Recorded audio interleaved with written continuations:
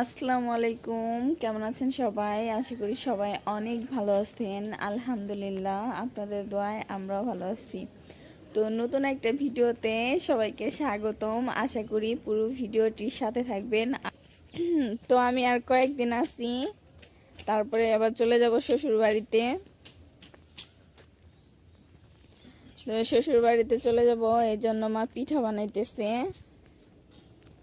চলেন দেখে আসি কি পিঠা বানায়। পিঠা বানানো হবে, তো পিঠা বানানোর জন্য যে আতপ চাল ভিজানো হয়েছে। তো এক একজন এক এক কাজে ব্যস্ত। মা দুধের খিরসা বানাইতেছে, ভাবি রান্না করতেছে, আর এখানে চাল ভিজানো হয়েছে। তো পাটিসাপটা পিঠা বানাবে, তো আপনাদের সাথে শেয়ার করব। তো সবাই ভিডিওর সাথেই থাকুন। তো সকাল সকালে যে শুকনা বড়ই রোদে দিতেছি। তো এই বড়িগুলা কিন্তু একেবারে শুকানো হবে। তো 2 দিন রোদ দেওয়ার পরে যে এতটুকু শুকাইছে, তো আরো 2-3 দিন কিন্তু এভাবে রোদ দিয়ে একবারে শুকিয়ে ফেলা হবে। তারপরে এটা সংরক্ষণ করে রাখা হবে। তো শুকনা বড়ি কিন্তু আমার অনেক পছন্দের একটি খাবার। কে কে আমার মতো এমন টক বড়ই শুকনা পছন্দ করেন অবশ্যই কমেন্টে জানাবেন।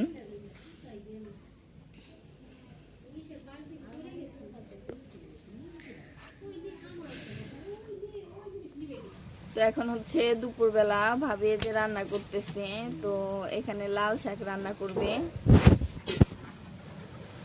তো আমাদের কিন্তু সবসময় মাটির চুলায় রান্না হয়, যারা গ্রামে থাকে তারা কিন্তু মাটির চুলায় রান্না করে। আর ওই যে ওদিকে দুধ জাল করা হচ্ছে, তো দুধ জাল করে দুধের খিরসা বানানো হবে। আর এই পাশের চুলায় ভাবি রান্না করতেছে। তো পুরো ভিডিওর সাথেই থাকুন।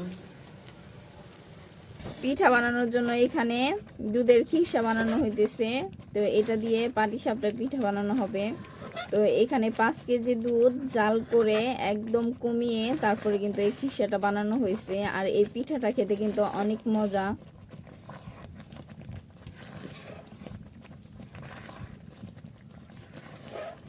তো আমার মাকে পিঠা বানানোর কথা বললে কোনো আলসেমি নাই শরীরে। আতপ চালের গুঁড়ি। তো এখন চিতই পিঠা বানানো হবে। তো আজকের পিঠাটা একটু ভিন্ন রকমের। তো এখন সন্ধ্যার নাস্তা হবে। তো সন্ধ্যার নাস্তা করব পিঠা দিয়ে আমরা। আর এইটা হইতেছে মরিচ, কাঁচা মরিচ বাটা, পেঁয়াজ আর রসুন আদা বাটা করে দেওয়া। আর এটার মধ্যে হইতেছে ধনিয়া পাতা আদা বাটা। এখন এই সবগুলো উপকরণ এই যে এইগুলোর মধ্যে দেয়া হবে, তারপরে এইটা দিয়ে চিতই পিঠা বানানো হবে। তো এই পিঠাটা কিন্তু অনেক বেশি মজা। তো যে একবার খাইছে সে কিন্তু কখনোই ভুলতে পারবে না এই পিঠার মজা। তো কে কে এভাবে বানিয়ে খাইছেন অবশ্যই কমেন্টে কিন্তু বলে যাবেন। দিয়ে দেওয়া হইতেছে আদা রসুন কাঁচামরিচের পেস্ট আর ধনিয়া পাতা আদা বাটা।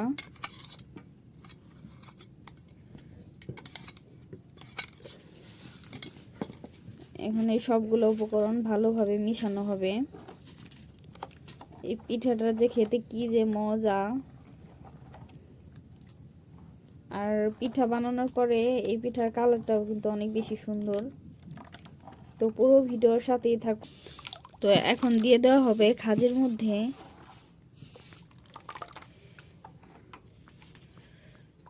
তো ধনিয়া পাতার ফ্লেভারটা কিন্তু বের হইতেছে। এখন এই যে দিয়ে দেওয়া হইতেছে। তো একটু পরে এটার আসল লুক দেখতে পাবেন। আর এই পিঠাটা খেতে কি যে মজা, যে একবার খাইছে সে কখনোই ভুলতে পারবে না। তো এটা কিন্তু আমার মায়ের রেসিপি।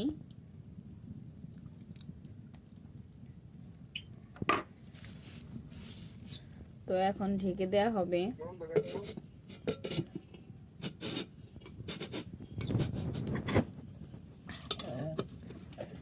বিসমিল্লাহ। ওয়াও, পিঠাগুলা কিন্তু অনেক বেশি মজার হবে।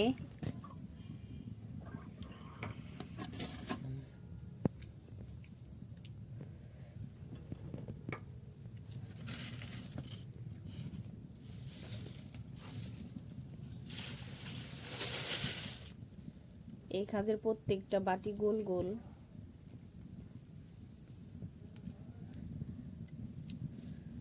সাতটা বাটি।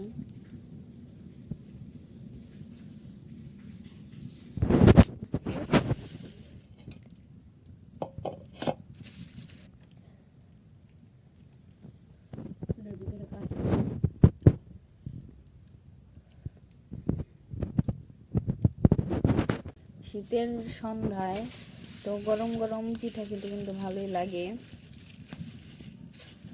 ডাকো।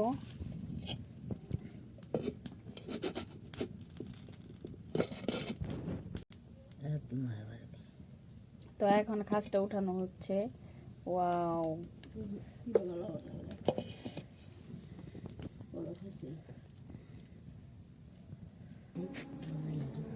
তো ঘুমায় আসছিলাম, ঘুমের তো উঠে দেখি পিঠা বানাইতেছে, পাটিসাপটা পিঠা, একদম দুধের খিরসা দিয়ে।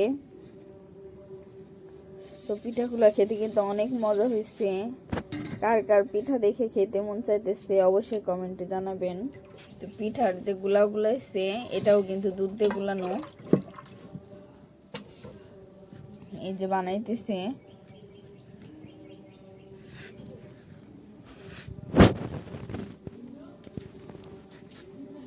অনেক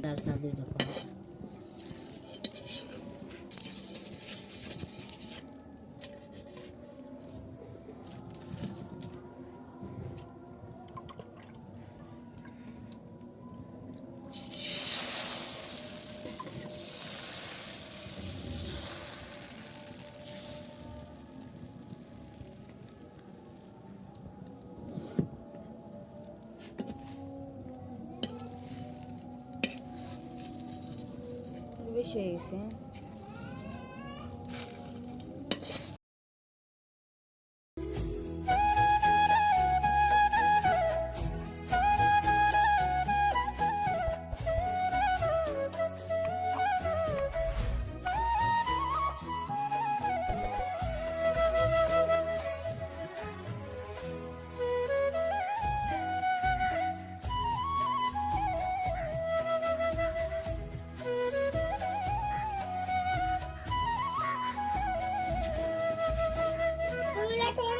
এটা সরাও, এটা সুন্দর রান্না।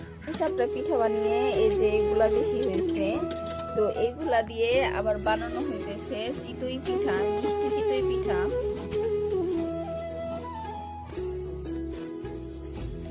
তো এটার মধ্যে গুড় দেওয়া, এই জন্য খেতে কষ্ট হইতেছে।